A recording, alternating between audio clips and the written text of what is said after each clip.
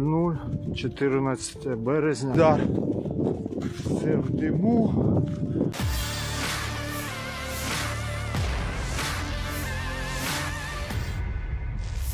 Militer Rusia dituduh kembali meluncurkan serangan menggunakan amunisi pembakar ke posisi pasukan Ukraina di Ukledar.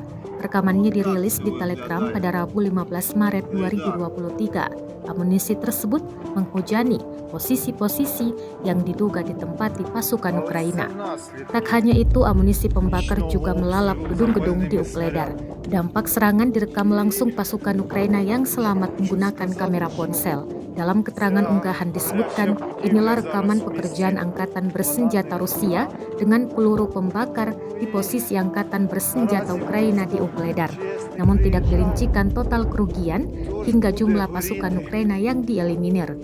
Kendati demikian, serangan yang diluncurkan malam hari itu mengakibatkan kebakaran berlangsung hingga pagi hari. 14 березня зранку місто Угледар. Все в диму. Тому що в 4 ранку місто було обстріляно запальними снарядами по типу терміт, і тепер місто палає. Ось так. –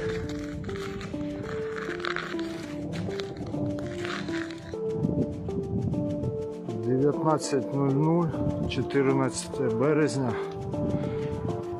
а після ранкового обстрілу будинки і досі палають. Якось так. Пожежі в Угледарі не вщухають.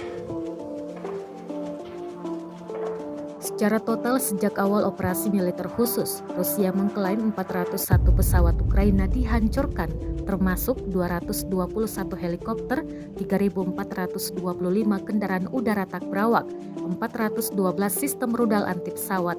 Sedangkan Ukraina mengklaim pada Rabu 15 Maret 2023 kemarin sebanyak 980 pasukan Rusia dieliminir, sehingga total kini 161.520 musuh telah tewas.